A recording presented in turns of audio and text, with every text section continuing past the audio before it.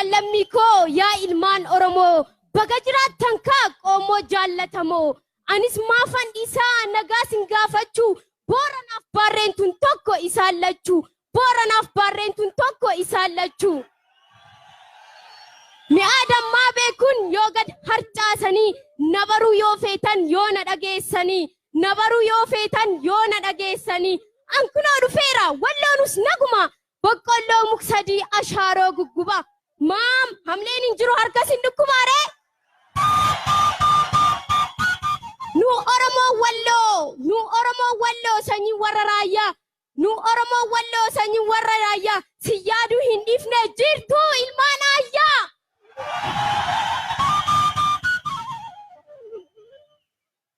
jirtuu ilmaan ayyaa artistiif baalee ituu fi itayyaa bahaa fi dhihatti kibbaaf giddu gali akkam jirtan fayyaa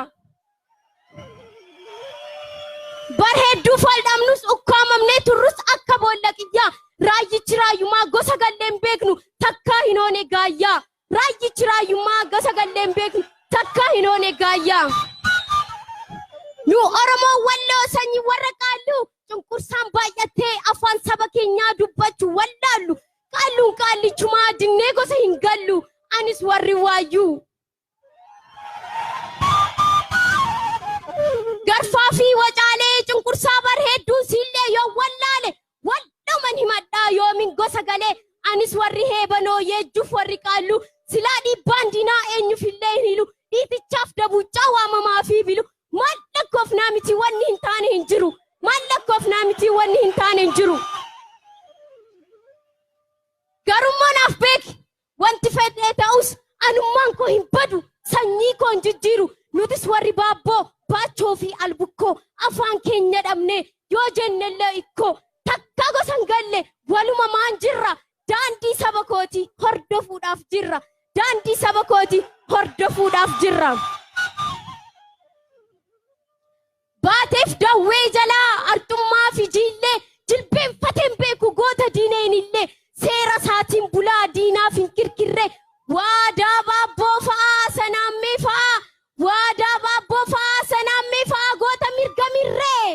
daa'ii furoo fa'aa goota qabu irree mirgaan bulaa ture gaaf mirgi hin jirre mirgaan bulaa ture gaaf mirgi hin jirre cunqursaa fi dhiibbaan gosas nu galchine sanyis nu jijjiirre gosa galchaa turre diina lafee cirre yoomu gosa galchaa turre maqaa sin balleessu yoomuu gosa galee har'a namaa miti dhagaan abbaaf galee har'a namaa miti dhagaan abbaaf galee siidaan aksumaa kan ture maqalee inni dursaamamee awurooppaatti galee qabsoo taasifameen deeffamee galee qabsoo taasifameen deeffamee galee gurraachi Oromoo leenci gara kaabaa kan raayyaa focaale inni cunqursaadhaan afaan isaa wallaale achumatti hafee meerre kan nuuf gale achumatti hafee meerre kan nuuf gale seenaa hayyoota Oromoo dubbannee hin xumurru imaanaas hin nyaannu seenaa hayyoota Oromoo dubbannee hin xumurru imaanaas hin nyaannu dhaloota haa ijaarru dhaamsa xiqqoo qabnaa sammuutti galmeessaa sanyii Oromoota hunda wal barsiisaa aadaa wal jaallachuu ni hedduu dagaagsaa aadaa wal jaarrachuu ni hedduu dagaagsaa ilmoo re'een fittee mucaa qeerramtiitii kasiniif qopheessee saabboontu wallooti maqaa koo yoo barbaaddanii himeedaa Husseenii foonyaan ergan oollee egaa gara coomaa waan na dhaggeeffattan martu guddaa galatoomaa achumatti turi kutaa meeqa barattaa eessarraa dhuftee itti himee uummata kanatti badhaasas baay'ee qabda. Hayyee ani maqaan koo Himeedaa Hussein jedhama kan hin dhufe Walloorraahi barattuu kutaa gara 10 amma. Gara fuulduraa yoo guddatte maal ta'uu barbaadda?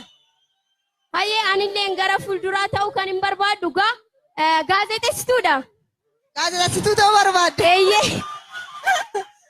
Egaa Rabbi si gargaaru ulfaadhu maallaqni kun keetii anuma si kaasee kennaan deemte jechaadha fudhattee deemta. Hayyee.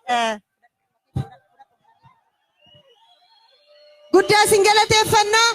Raayyaa Stuudiyoo Abrahaam Raayyaa meenuu galateeffadhaa yeroo tokko nu galateeffadha.